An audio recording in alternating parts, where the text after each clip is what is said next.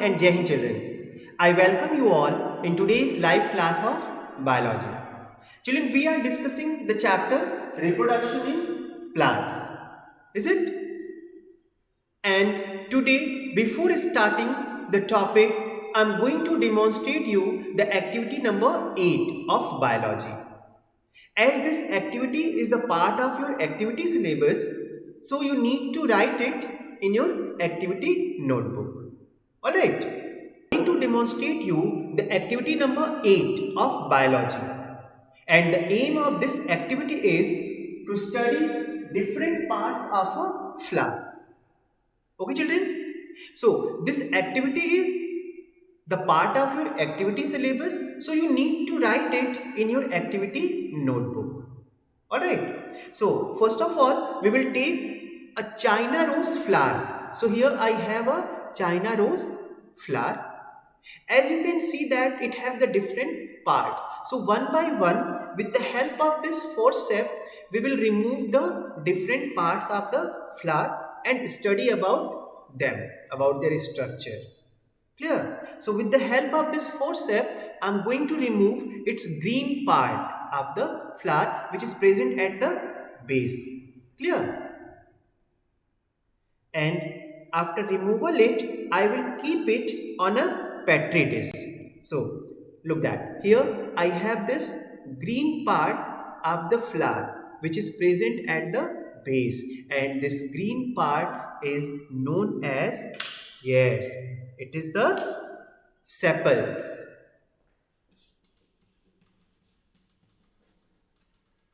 So which part is this children? It is sepals. Now after the sepals, as you can see that this colorful, this red color part is present. Okay, so we will remove it again one by one with the help of our forceps. This is 1, 2, 3, 4 and 5. So in China rose flower there are 5 petals. These colorful parts are known as petals, and their number is 5 in China rose flowers. Alright children, so the second part of the flower is petal.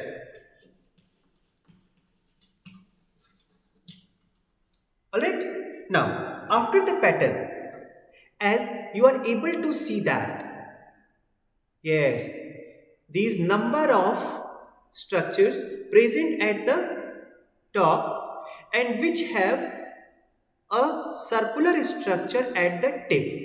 So with the help of forceps we will remove them. Okay, and put them in petri dish. So number of these structures are there, and these structures are known as stamens. Which part is this children? This is stamens. Okay, and they are many in numbers.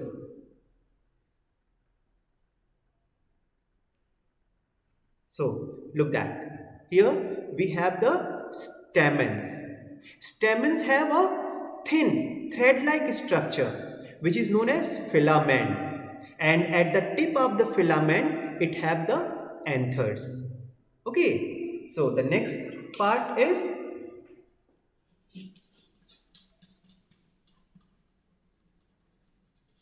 filament and anthers, and they both together forms stamen. Clear? Children, this is also known as the male reproductive part of the flower. The filament and anthers. The anthers have the pollen grains, the yellow color powdery structure which is present on anthers, which is known as pollen grains. So they all together known as stamens, and it is the male reproductive part of flowers. Get it? Now After it, at the tip of the flower, we can look at broad structure, a flat broad structure which is present here, and this is known as stigma.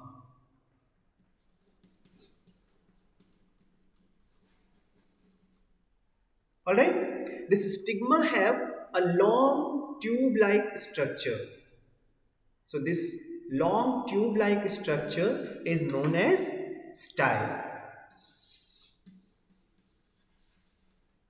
Clear? And at the base, a solen structure is there. A solen structure which have the style and at the tip stigma. So this solen structure is known as ovary.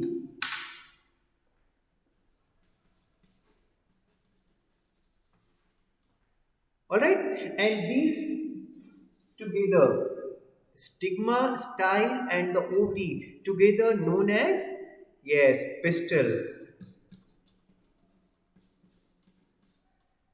Okay, and it is the female reproductive part of the flower. Okay, children. So this one is the male reproductive part of flower, and this one is female reproductive part of flower. Now, if we cut it, the ovary. So inside this ovary, while cutting it, we can observe that inside it we have number of small structures present, and these small structures are known as ovules. So inside it, as you are able to see that, look at here, we have the ovules. Alright, so inside the ovary, the next part is ovules. Okay, children, this ovule form the seed, whereas the ovary forms the fruit. Get it? When the pollination occurs and fertilization takes place, after the fertilization, seed forms. So the ovule forms the seed and the ovary gets swollen and becomes fleshy and forms the fruit. Get it? So these are the different parts of the flowers that we have seen: sepals, petals, filament, anthers, which have pollen grains, stigma, style, and ovary. And inside the ovary, ovule is there. Get it? So I hope that you understood this activity. Is it, children? So children, I hope that you understood the activity number 8. Is it? Now come to the topic. And today I will discuss the topic dispersal of seeds.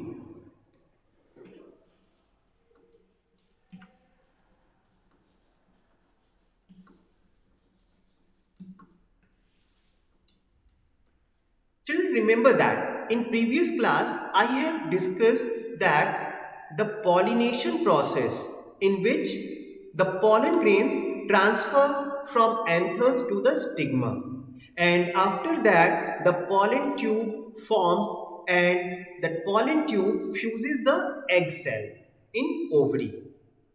Alright, and after the fusion, seeds are formed. So these seeds need to disperse, they scatter, and the different plant scatter their seeds in different way. Alright, so a plant produces a large number of seeds, and if all these seeds fall below the plant and start growing, they will not get enough space, water, minerals, and the sunlight which are necessary for their growth, and they will not develop into healthy plants. Okay, so many of them may even die, and the nature has arranged some agents of dispersal by which the seeds of a plant gets scattered over a large area, and this is called dispersal of seeds. Alright, children, So what is the dispersal of seeds? Yes, scattering of the seeds of the plant over a large area by certain agents is called dispersal of seeds. And here we will discuss some of the agents of dispersal of seeds. Alright, so the first agent of dispersal of seed is wind.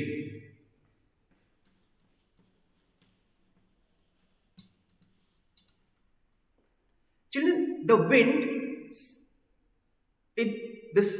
scatter the seeds of cotton or dandelion which have tiny hairs that surrounding them, and while the maple seeds has the wings which are attached to it, and these adaptations in these seeds help to carry by the wind.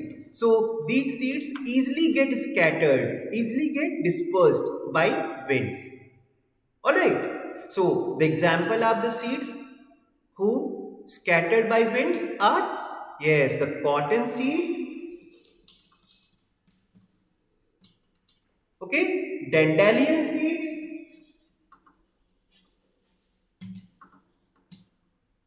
maple seed,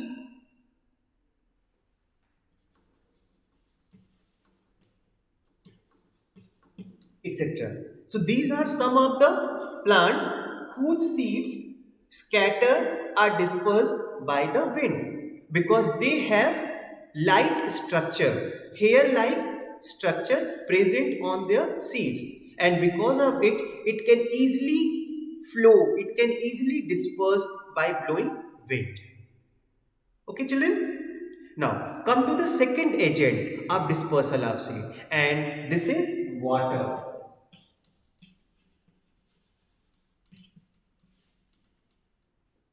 Children, the water also play an important role in dispersal of seeds. Like the coconut seeds has a thick coat of fibers that enables it to float in water. Okay, and the lotus fruits has a spongy part that enables it to float in water. And these plants grow near water and their seeds are carried to far off places by water. Get it? So you can say that the coconut and the lotus seeds, this dispersed are scattered by water. So the example of water is coconut and lotus. Alright, children?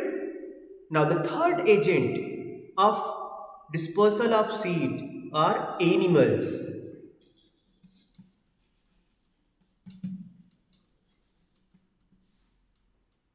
Certain animals also help to disperse the seeds. Okay, like some seeds such as xanthium and the tiger nail, they have hooks or spines which help them to stick to the fur of animals or to our cloths and get carried away. And some seeds eaten along with the fruit pass out to the unharmed in the waste and germinate where they fall. So in these seeds, the scattering or dispersal occurs by certain animals. Okay, children? So the example of the plants whose seed is scattered by animals are xanthium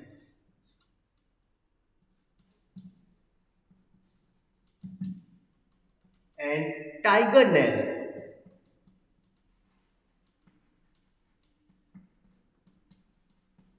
etc. Get it?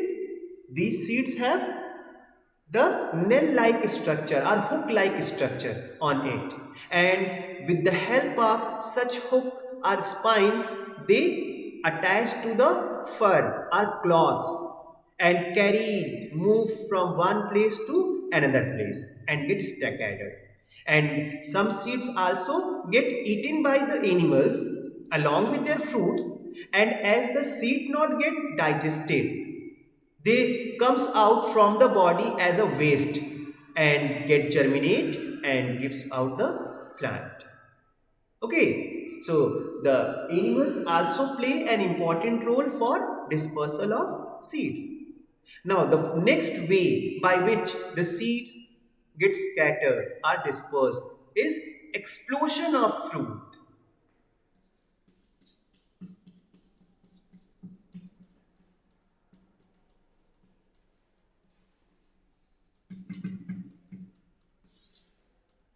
So, by explosion of fruits, certain seeds also dispersed. Okay, like the fruits of germanium and the balsam. Pea also.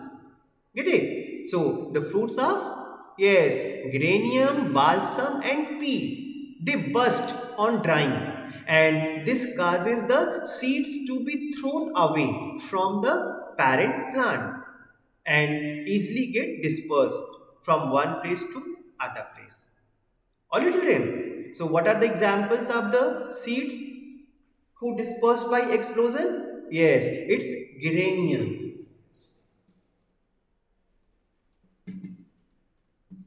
Okay, balsam and pea.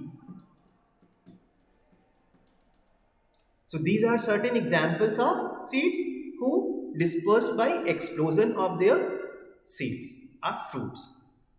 Alright children? So this one is the different ways by which dispersal of seeds takes place in different plants. Wind, water, animal and by explosion of fruits. Alright. So I hope that you understood that the dispersal of seeds. Now come to the next. When the seed get dispersed, they germinate. Okay, so we will discuss that germination of seeds.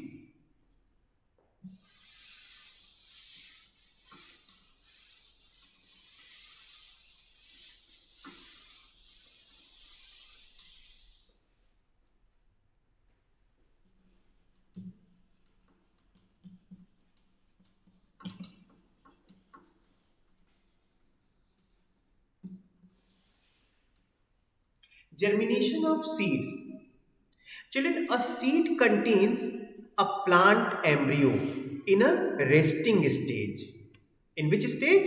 Yes, in a resting stage. And it can begins to grow only under favorable conditions.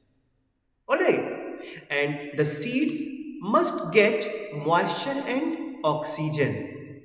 And the most seeds need warmth as well. So, what are the conditions which are necessary for germination? Moisture, oxygen, and warmth. Or you can say that heat. So, when all the conditions are favorable, the germination begins. Get it? And at the time of germination, it begins with intake of water by the seeds. Get it? Because germination is the early growth of a plant from its seeds. So the enzymes in the seed start functioning when they get water.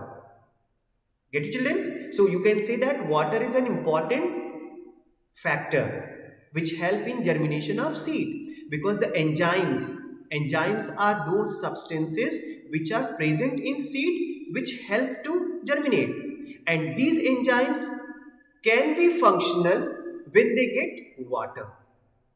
Alright, so these enzymes change the stored food into the soluble form, and this solution then diffuses into the radicle and plumule and they start growing.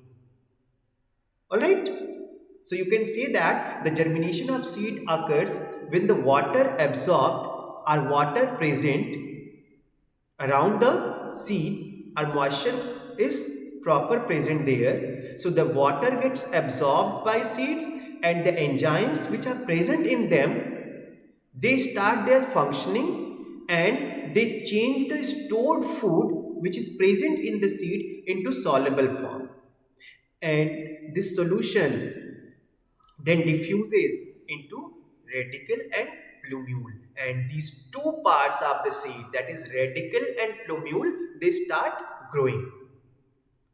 Alright, the radicle starts growing first and pushes down in the soil and it becomes the root. Alright, so which part gives rise the root? Radical part. And then the plumule start growing and it pushes up the grows into the shoot and leaves. Alright children, so which part of the seed gives rise the shoot and leaves? Plumule part. Get it? And which part grow first? Radical part grow first. And the leaves start to make food by photosynthesis. And thus the plant begins to depend on its own food. Alright children. So this is the whole process of germination of seed. And you can understand this process of germination with the help of this diagram. Alright. So when the seed is kept in the soil, after some days, as they absorb water and gets germinate,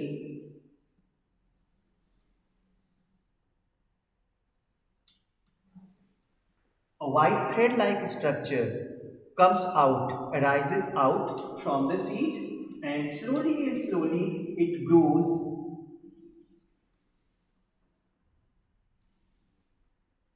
and it moves downward. Get it? And at the same time,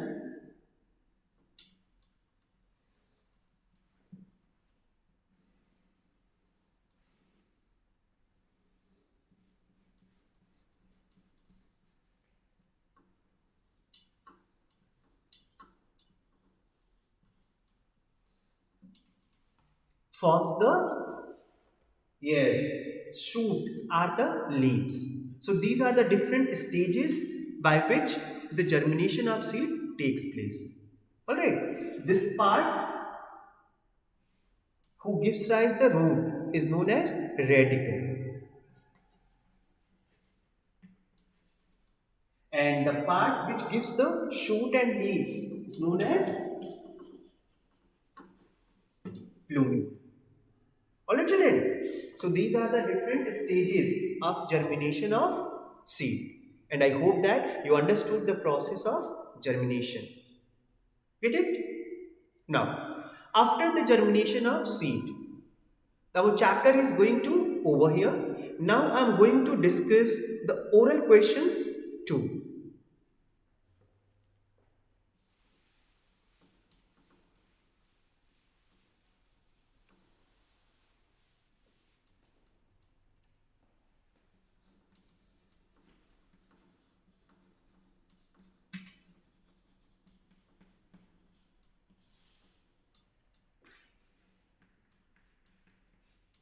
Oral questions too. And the question number 1 is sexual reproduction in plants always requires two flowers, one male and other female.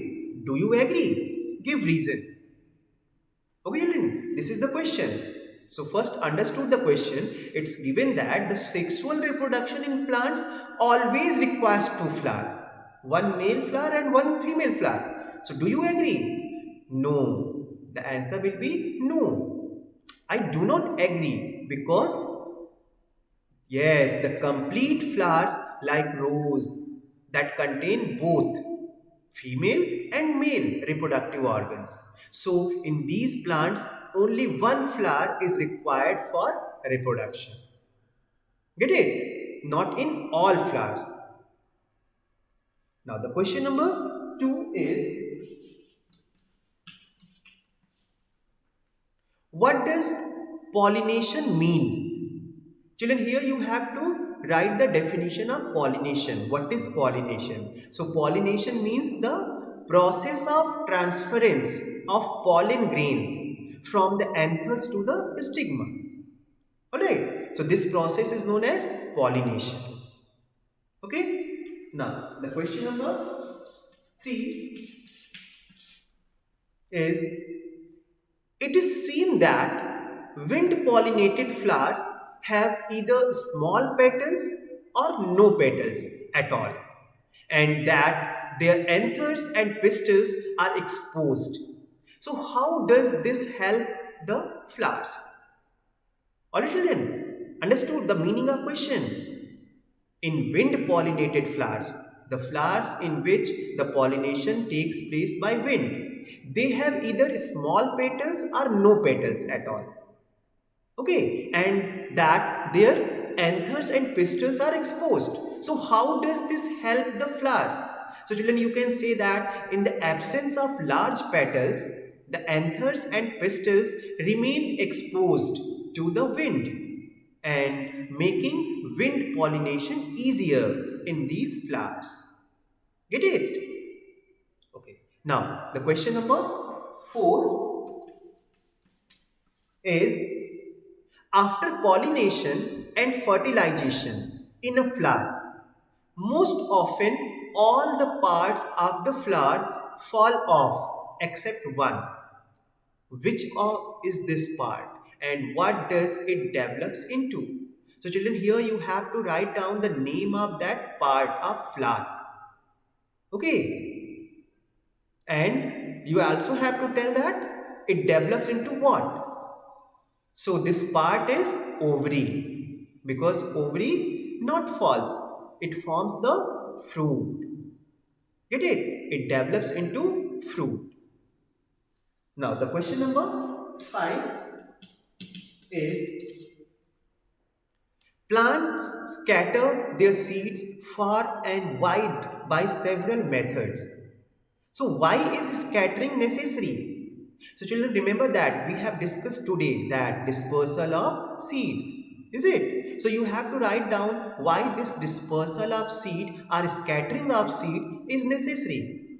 So simply the scattering of seed is necessary because the seeds need enough water, space, minerals and sunlight to develop into healthy plants. And this will not happen if the seeds fall below the plant. Get it? Understood that why is scattering necessary? Yes, scattering is necessary by which the plants get enough water, minerals, sunlight. Okay, and these all are the things which are necessary for growth of plant. Get it? That is why scattering is necessary. Dispersal of seed is necessary. Okay, so these all are the, so children, these all are the answers of oral questions 2. Okay, and I hope that you understood these all answers. And you need to write these all answers in your notebook. Alright. And now in next class, I will discuss the book exercises. That is, choose the most appropriate answer, very short answer type questions, short questions, long questions and horse questions. Is it? And if you have any doubt or any problem in any topic of the chapter, so you can ask your doubts, you can ask your questions. Is it? Thank you and have a nice day, children.